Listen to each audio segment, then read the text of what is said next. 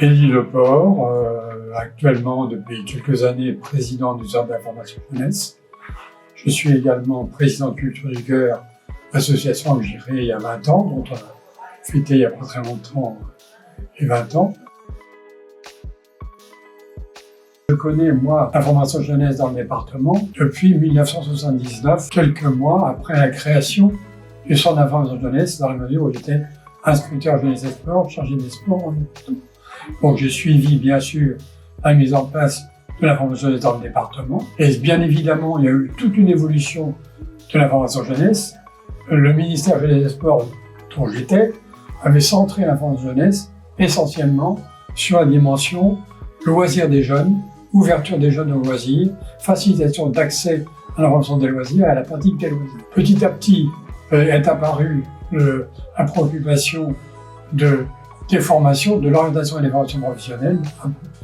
Et cette dimension-là s'est vraiment renforcée et est devenue prioritaire sur la fonction d'information des jeunes aujourd'hui dans nos sociétés. Voilà ce que je peux dire de l'évolution actuelle. Alors bien sûr, disons que en même temps, le Centre d'information jeunesse, comme d'autres structures jeunesse, ont renforcé l'accueil de jeunes en formation, ou sur les domaines de l'information, ou sur les domaines des autres domaines. Et bien sûr, le développement considérable du numérique, des réseaux sociaux, a fait qu'aujourd'hui, il y a une dimension numérique audiovisuelle très renforcée sur le Centre d'information jeunesse. Et ce qui fait que si, pendant longtemps, le Centre d'information jeunesse avait en gros 5 permanents, aujourd'hui, il y a plus d'une quinzaine de personnes qui participent, disons, au travail du CIG.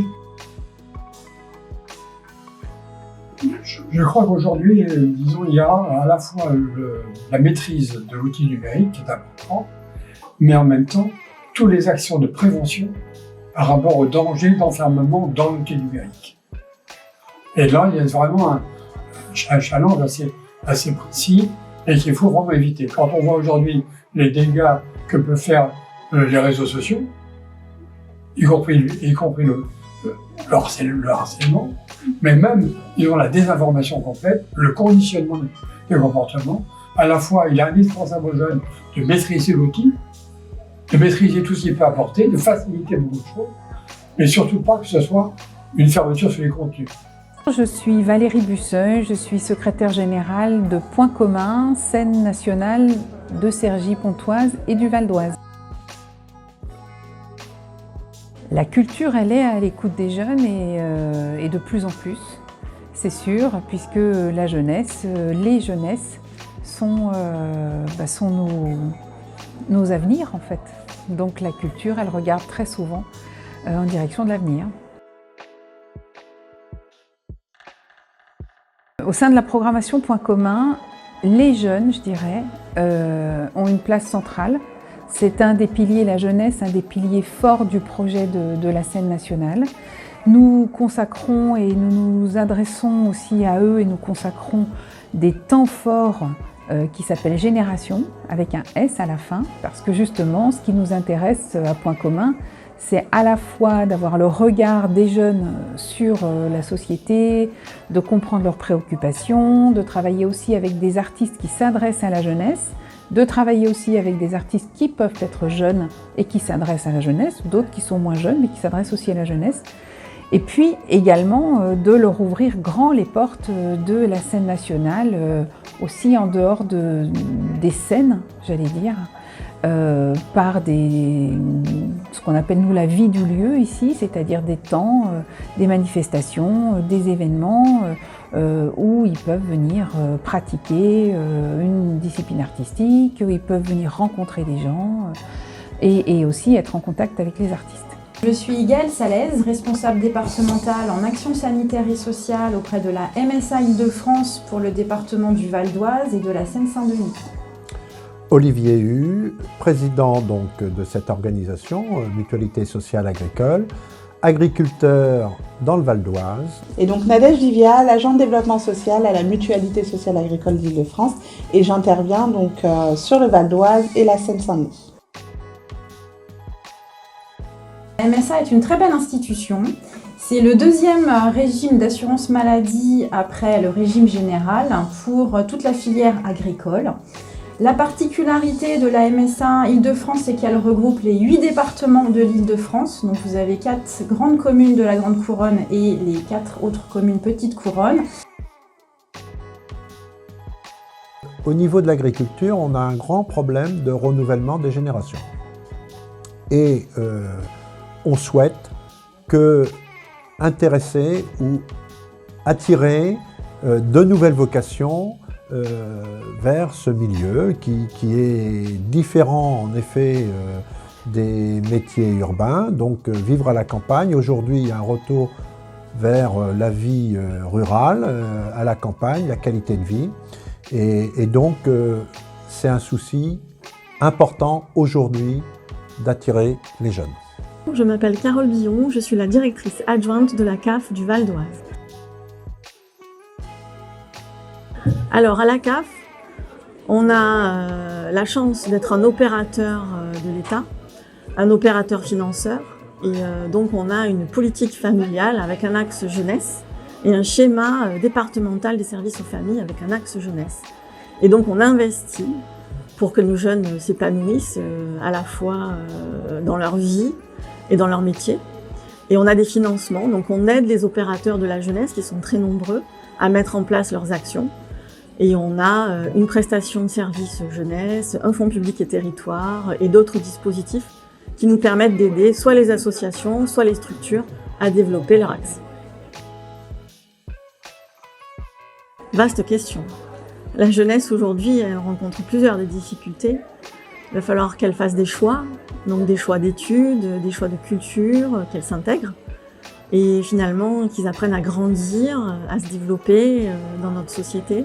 Et finalement, à faire société demain, puisque ce seront nos adultes de demain. Je suis Jeanne Demoulin, je suis maîtresse de conférences en sciences de l'éducation à l'Université Paris-Nanterre. Alors, j'ai été invitée pour parler d'une recherche participative qu'on a menée entre 2017 et 2022, que j'ai coordonnée avec Marie-Hélène Baquet, qui travaille aussi à l'Université de Paris-Nanterre. Une recherche sur les pratiques et les représentations de jeunes de quartiers populaires. Qu'on a conduite dans 10 quartiers et villes de région francilienne. La spécificité de cette recherche, c'est que c'est une recherche participative, donc on a vraiment travaillé avec des jeunes, avec des professionnels de la jeunesse. Et ce qui a fait la force de cette recherche, c'est le nombre et la manière dont on a réussi à produire ensemble des connaissances en utilisant des méthodes classiques de la recherche, mais aussi des méthodes d'éducation populaire. On a travaillé d'abord sur chacun des 10 territoires avant de faire se rencontrer les jeunes de l'ensemble des territoires pour analyser et pour ensuite écrire. Et ça a donné lieu à un ouvrage et à une pièce de théâtre. Donc ce qui est ressorti de manière transversale, c'est la diversité des jeunes de quartier populaire. C'est un des objectifs qu'on avait au départ, de déconstruire cette catégorie jeunes de quartier, de montrer qu'il n'y avait pas, que quand on parlait de jeunes de quartier, c'était pas une personne qui pensait comme ci, qui s'habillait comme ça et qui faisait ça dans la vie, mais qu'il y avait bien une très grande diversité, et la méthode qu'on a utilisée nous a permis de montrer et d'argumenter cette diversité. Bonjour, je suis Christelle Bonnet, je suis la préfète déléguée à l'égalité des chances dans le Val d'Oise. L'égalité des chances, c'est essayer de faire que chacun puisse vivre dans le territoire avec un accès à à tout ce qui est possible d'avoir dans un département comme celui du Val d'Oise, qui est un département dynamique. Alors on travaille autour de la jeunesse, mais on travaille aussi autour des seniors. Donc on a quand même un certain nombre de personnes qui aujourd'hui n'ont pas accès à un médecin, à un emploi, à la culture, au sport. Et donc l'idée de l'égalité des chances, c'est de faire que chacun puisse, au sein du département, vivre dans un département et vivre avec les autres et avoir accès à tout ce que parfois on peut ne pas avoir accès.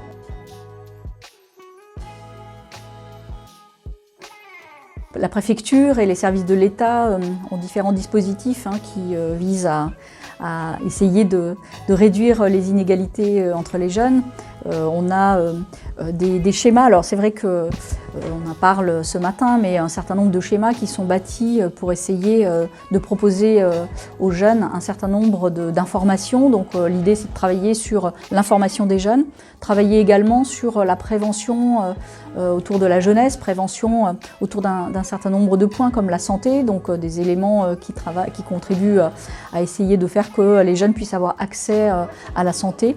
L'idée aussi, c'est d'essayer d'informer les jeunes, comme je l'ai dit, mais de leur montrer qu'au sein de l'éducation, au sein d'un certain nombre de dispositifs et de scolarisation mis en place par l'éducation, les jeunes peuvent avoir accès à un parcours qui peut être scolaire, un parcours qui peut être lié à de l'apprentissage au sein d'écoles et au sein d'entreprises. Donc l'idée, c'est aussi que les jeunes puissent accéder à un emploi. Donc on a un travail à faire avec les entreprises.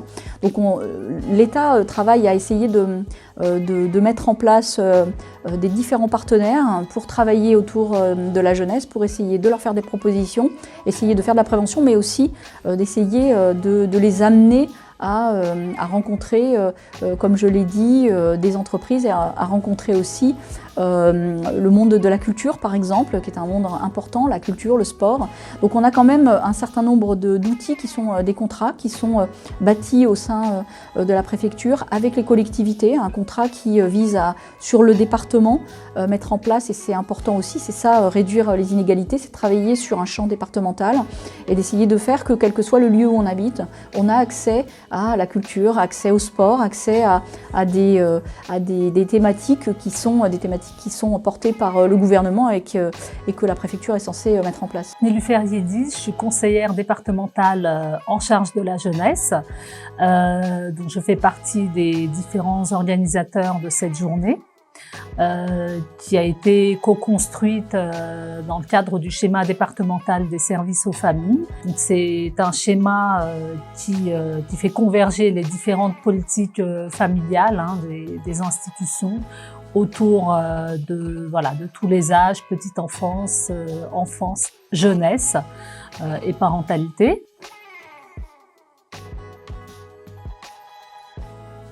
Au niveau de mes missions, alors je suis conseillère départementale depuis 2018.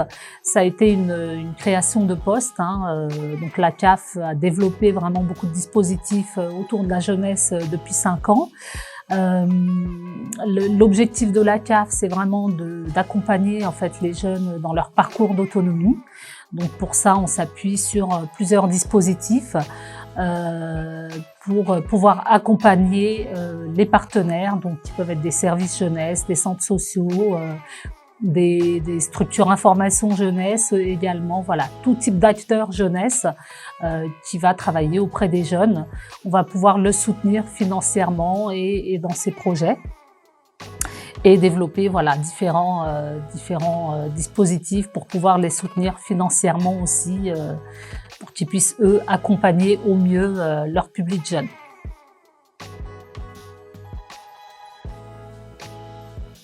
Disons que d'une part, une participation autour des acteurs de la jeunesse.